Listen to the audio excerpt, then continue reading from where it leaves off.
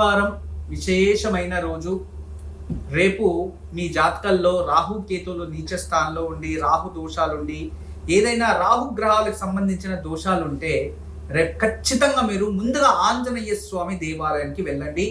ఆంజనేయ స్వామిని దర్శనం చేసుకొని తదుపరి నవగ్రహ ప్రదక్షిణ చేసుకొని ఇంటికి రండి. ఇలా చేయడం వలన సమస్త గ్రహ దోషాలు అంటే తత్క్షణం ఇప్పుడు ఏదో గోచారంలో గ్రహాలు బాగలేదు ఇటువంటివి ఏదైనా దోషాలు ఎవరో రాహుకేతు దోషాలు అని ఏదో చెప్పింటారు కదా. రేపు ఖచ్చితంగా నవగ్రహాలు ప్రదక్షిణ చేయండి. ముందుగా ఆంజనేయ స్వామి దర్శనం చేసుకుని నవగ్రహాలు ప్రదక్షిణ చేయాలి. నవగ్రహాలు ప్రదక్షిణ చేసిన తర్వాత డైరెక్ట్ గా ఇంటికే రావాలి.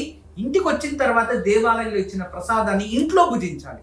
అలా రేపు చేయండి. ఇది చేయడానికి కాని వారు రేపు ఉదయాన్నే తలస్నానం చేసుకొని ఇంట్లో మీ ఇంటి దేవుడి ముందు దీపం వెలిగించి నవగ్రహ పీడా పరిహార స్తోత్రము గుర్తుపెట్టుకోండి. నవగ్రహ పీడా పరిహార స్తోత్రం అని ఉంటుంది.